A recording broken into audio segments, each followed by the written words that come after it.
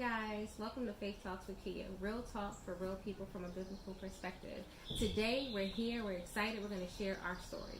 I can tell you what our story isn't. Our story is not a fairy tale. Our story is not a whirlwind romance. It was a journey. It was a journey that has taught us that through it all, to continue to trust in the Lord. Bottom line up front, if you get anything from this video, it's that when you continue to put your trust and your faith in God, that He can truly do all things, that He can move all mountains, and just work all things out for your favor. The goal of today's show is what, honey? Just be transparent and just show who we are, right? Yeah, talk to everybody. Again, just let them know that, our story isn't a fairy tale. That's right. That's real. It's we went through a lot of the same things everybody else did. Yep. And through faith, That's right. the best things in the world will happen. That's right. That's right. Most importantly, though, if nothing else, we're doing this video as the first video in our segment to encourage you, to encourage each and every one out there that if He did it for us, He can do it for you. Amen? Amen.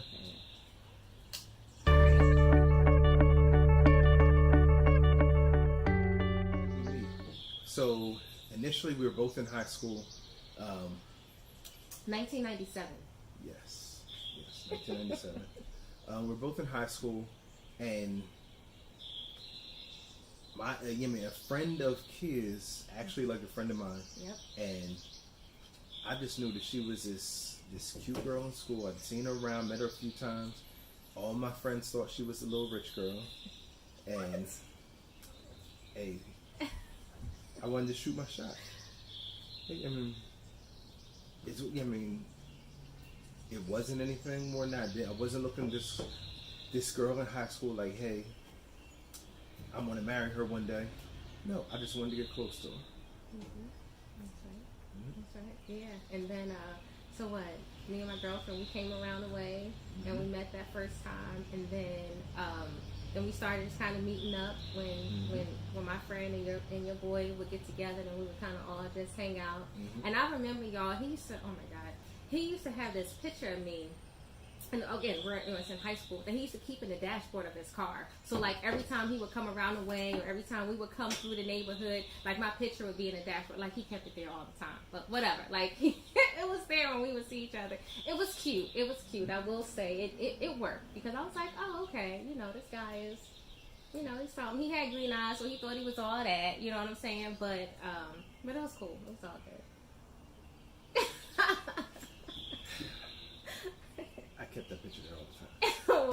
Whatever. Yeah, okay. At 38, I do not believe that. Let me tell you.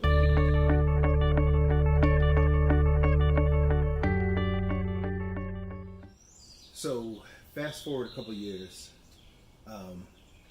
Kia was on her way to college. No, actually, she was in college, and I had nothing going on for myself. I passed up the opportunity to go to college. I was running the streets with my friends. I had these little things I thought were going to get me ahead. And you know what? She told me I had to have some sort of foresight. I needed to look at the future, because she knew that she was going somewhere. This guy that she was dealing with, where was he going? And it really made me think. So I put everything to the side, and basically I made a power move. I made a move that I knew would get me ahead. And it was, it set me on the current path that we're on right now. 4 years from retirement. That's the military. Yep. Right. It was joining the military. And that, I would say that definitely changed the trajectory of our relationship, for sure. For me, how I knew that Anthony was the one, it's funny because people ask me that all the time, and for me, I don't have that one moment that it was like, oh, this is your husband, this is who you're gonna marry, who you're gonna be with forever, who you're gonna have kids. It was never that. Obviously I know it now, right? Mm-hmm. I know it now, but it was never. I didn't have that one moment. For me, I just kept it in prayer with every step along the way. And now I'm saying that I'm not saying that I was perfect. I'm not saying that I did everything right, that that we walked in this righteous life, because we really weren't, right? If we're being real and we're being transparent, we weren't walking purity. We didn't walk in any of those things that I would suggest for people to do now. We didn't. That just wasn't our story. But with all that being said, I still kept every step along the way, in college, going to grad school, traveling through the world in grad school. I kept it in prayer. God, if this isn't the one, shut it down. If this isn't the one, show me. At times when we were off and on and dating other people, same prayer. God, if this is who I'm supposed to be with, show me. Make it really clear. Make it so evident. If it's not the one, shut it down. Shut the relationship down. Shut this door. Make it so crystal clear on what my pathway forward is. And as a side note, that is my prayer even to this day. When I'm going into something new, I'm going into a new endeavor, seeking God's face for an answer, my prayer has always been, Lord, if it's not for me, shut it down. Because I'd rather be in his perfect will than to have my heart's desire, if that makes any sense. So for me, again, it was just keeping it in prayer every step along the way. God, show me. And with every step, with every every time we grew, every time the relationship went to the next level, that was my continued prayer until, finally 7/7/7, July 7th, 2007, when we said our vows, when we walked down the aisle, when we made it known before God and our family and our friends that this was who, this is my yoke. This is who God has placed for me. But literally every step along the way, through the good and bad, happy and sad, I kept it in prayer and I didn't stop praying. Again, to this day, I still keep it in prayer. So let me just add something along with what Kia said. I kept it in prayer also. Right. But if we're going to be honest, I was a convenient Christian. When things were going rough or whatever, or I wasn't sure, I was praying to God. Should I? What's going on? Is she it? The underlining of what I said prior is she made me better. So I knew that I wanted her. I knew that I wanted to be closer. I knew that she would make me better as a young man, as a man going forward. But I prayed. I can't say that I was praying consistently, nowhere near like I do now. Whenever there was some sort of struggle, or she ticked me off or had me thinking sideways, then I'd be down on my knees or laying in my bed talking to God. I don't know about this, but let's see. We're going to keep it honest here. Oh, of course, absolutely. It's real talk. Right.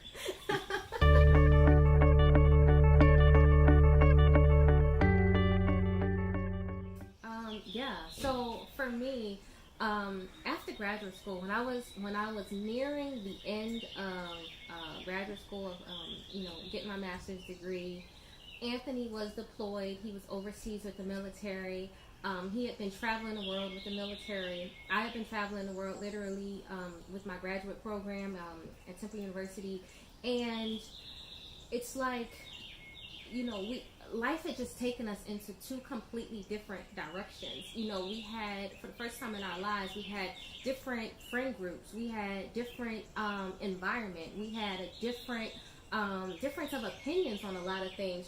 Growing up in Jersey, in South Jersey, in a way, it's like everybody is kind of the same, right? It's like it's not a lot of.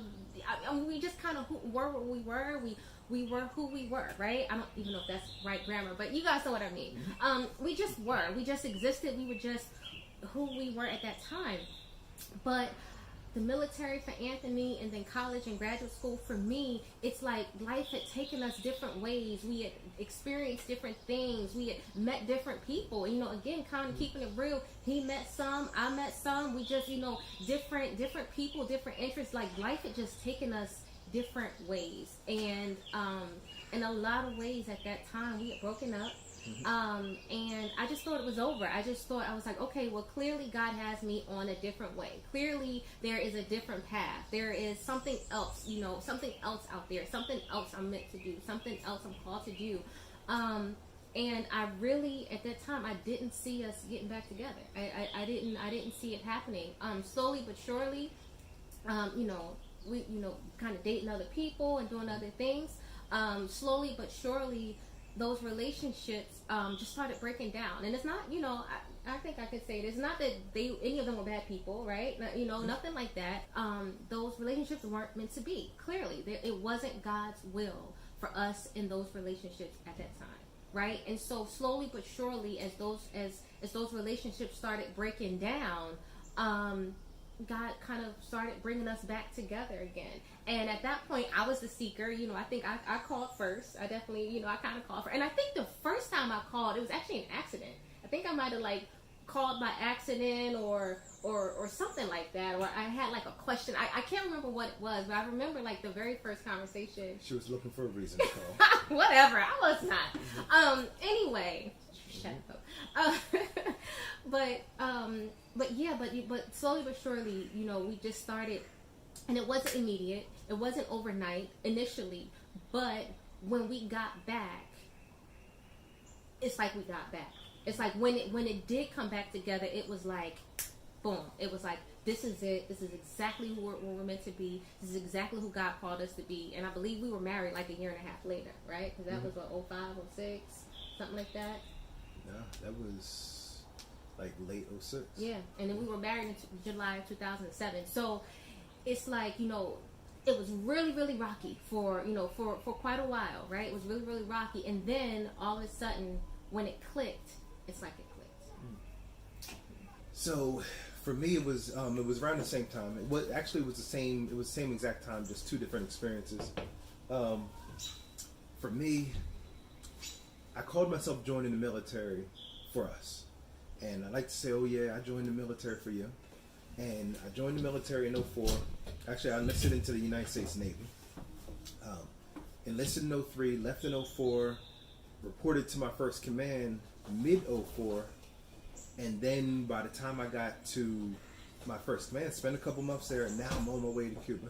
My first overseas tour. And anybody who knows that when you leave, you hold on harder. And hey, I have a fiance back home. That's what it was. And then things just started getting rough for me, just out of nowhere. Before my train up before deployment, we were out in Fort Lewis, Washington. Kia came out and visited me. Hey, thought everything was great. A couple months earlier, literally 2 months earlier, we were just in Paris together.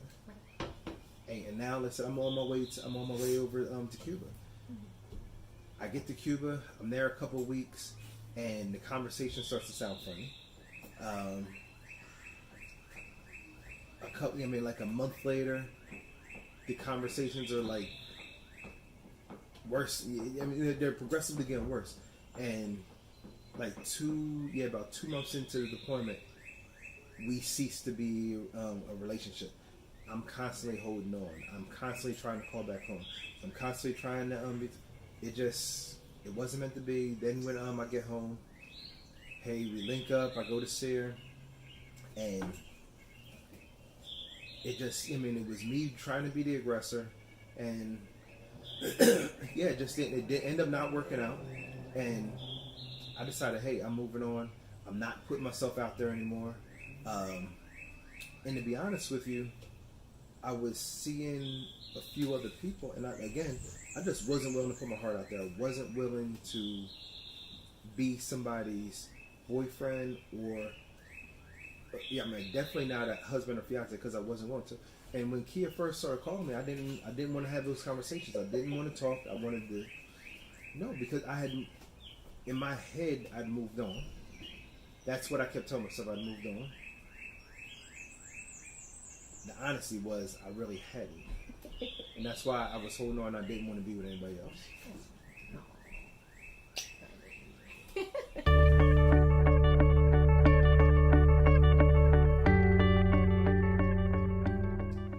Man, anybody who knows me knows that Alice Harris was she was the queen of my heart.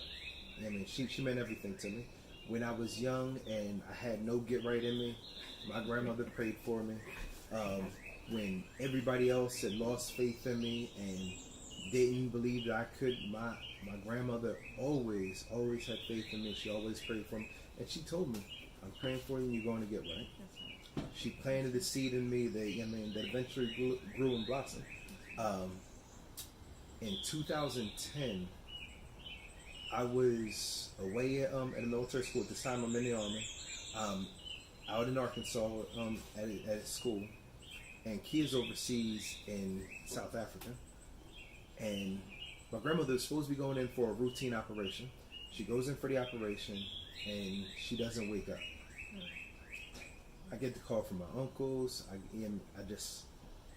don't know what to do. I'm just devastated. The day I graduate is actually the day that my grandmother actually went, June 25th, and Kia, who was actually over in South Africa, that's a dream trip. Your job's willing to pay for you to go to Africa. Hey, I would have jumped on it. She was willing to give it up and all come back for me. She called me constantly. She was there for me. She was my wife, but she was willing to drop everything and come back. And I remember I was talking to one of my aunts or my mother, and they were like, Anthony, don't let her come back. Grandma wouldn't have wanted her to come back. She would have wanted her to stay over there, go through her experience over there, and come back and tell us all about it. And the fact that she was willing to give that up, even after I told her, hey, Grandma wouldn't want you to, it just meant everything. Just her knowing that, in the middle of the night when I couldn't sleep, I could talk to her. She could call me throughout the day. That was the hardest transition in my life. Transitioning to the rest of my life without my grandmother, and having Kia there meant everything. For me, that moment that time when Anthony was there for me in a major way, actually when we were newlyweds. So being newlyweds for us actually was rough.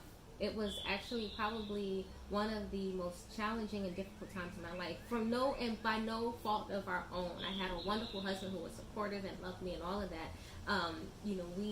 We got married in 2007. I also started a brand new career in 2007. Anthony was going away for deployment in 2007, and my family just crumbled in 2007.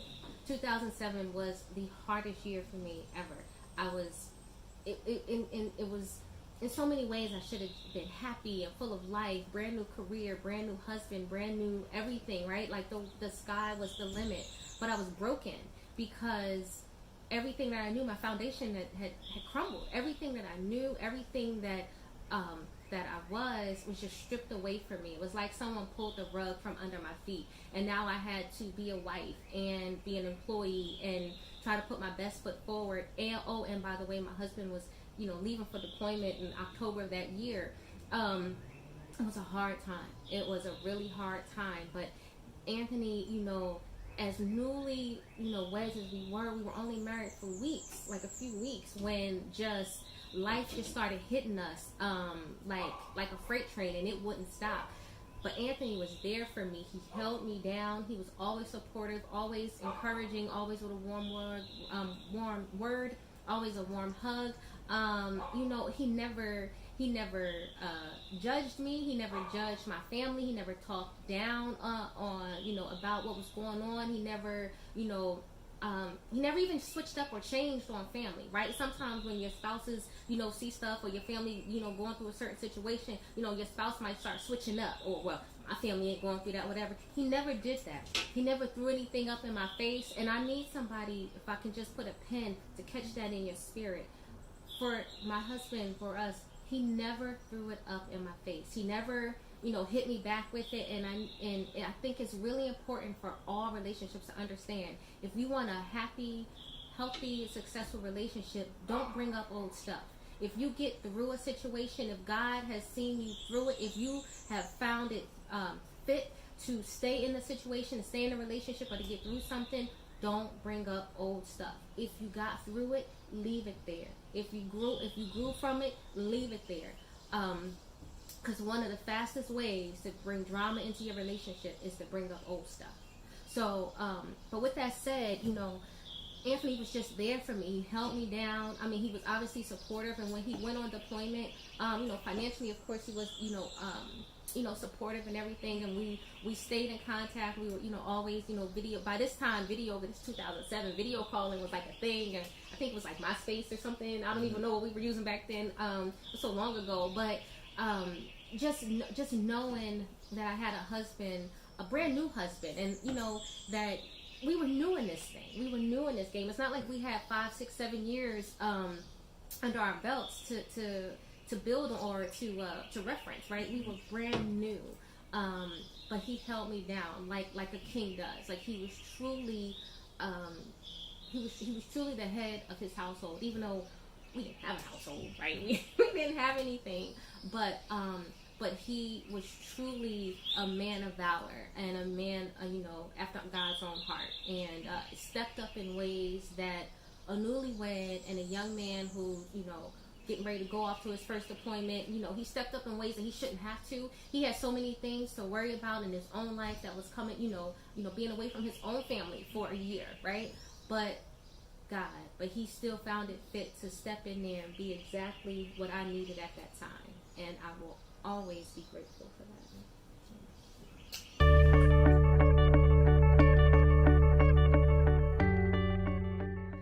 For me, my fondest moment, my fondest memory is actually two. It's when we became parents the first time, and when we became parents the second time. We named our daughter Nia, which is Swahili means purpose, and that's because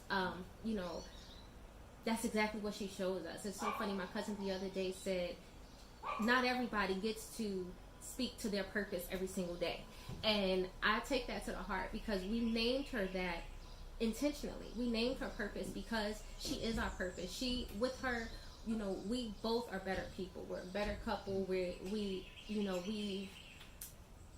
just better, right? And I'm so thankful for that. And just, when we became parents and seeing Anthony go from, obviously a high school student to a young man to a young adult and then to a father, it's almost magical. Like, and just seeing the journey and the transgressions through the years, and then seeing him with his daughter, and then seeing him with his son.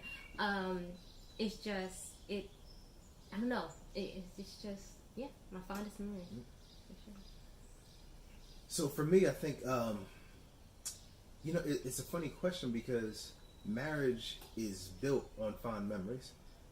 Every day can bring upon something that makes you laugh, and you bring it up a couple weeks later or a year later or whatever, and we have plenty of those. For me, it's 3. I have to go back to the wedding, because that's the beginning of a bunch more beginnings for the rest of our life. So, standing before the Lord saying, "Hey, I do," and forsaking all others was absolutely. It stands on its own. Right. And then for me, the next has to be our 2 little ones also, because I never forget.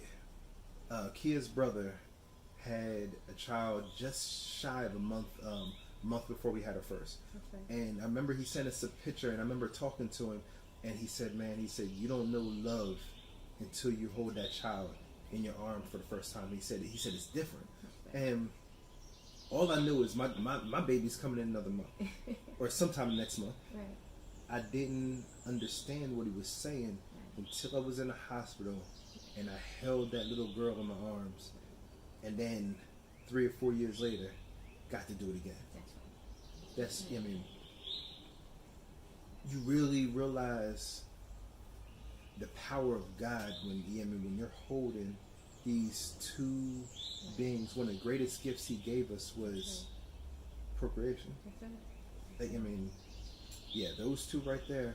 As much as they upset us, as much as they get under us, those are the easiest memories to forget, because there's so many funny things, and entertain the things that you do every day.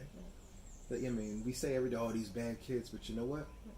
Whatever my junior did yesterday, I forgot. All I remember is the crazy whatever that he did that made us laugh. Right. So I think those three things, the wedding and then the birth of those two children, easily the fondest memories.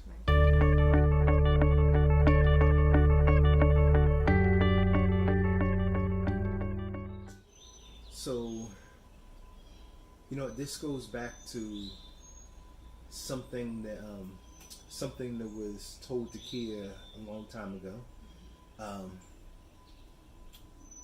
First off, you have to know who you are. You got to know who you are, and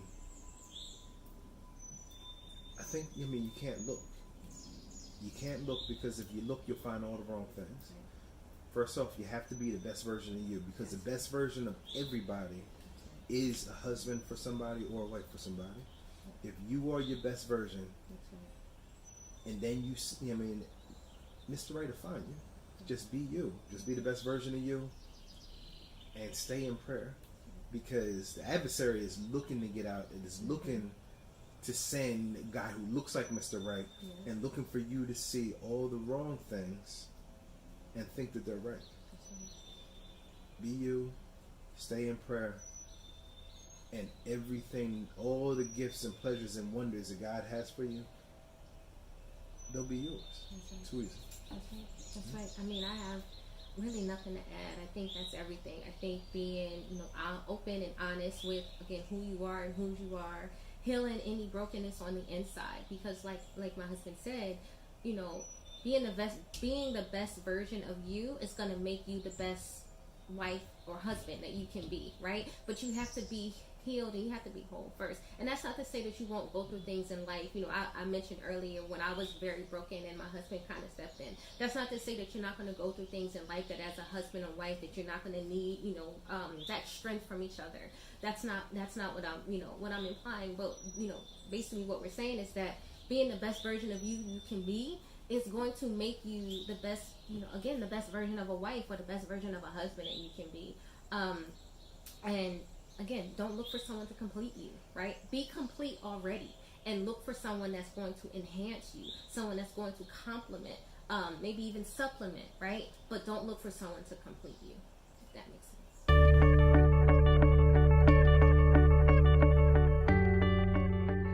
Simply to provide transparent conversation about real life situations, and talk about it in an encouraging way. Many of us, we go to church, we praise and worship, we read our Bible, we go through the motions, but when life really hits us, and when it hits us hard, we kind of don't know what to do, or we're lost, or we have questions, or and there's not a lot of real talk amongst the body of believers on how to actually get through some of the things life throws at us. So we're going to talk about mental illness. We're going to talk about workplace issues. We're going to talk about relationship issues. We're going to talk about singleness. We're going to talk about wellness and wholeness. We're going to talk about all of those things, because it's important for the body of believers to know that, yes, we believe God, we love the Lord, we read our Bible, but we got to deal with this thing called life too. And if we got to deal with life, let's deal with it. And let's talk about it.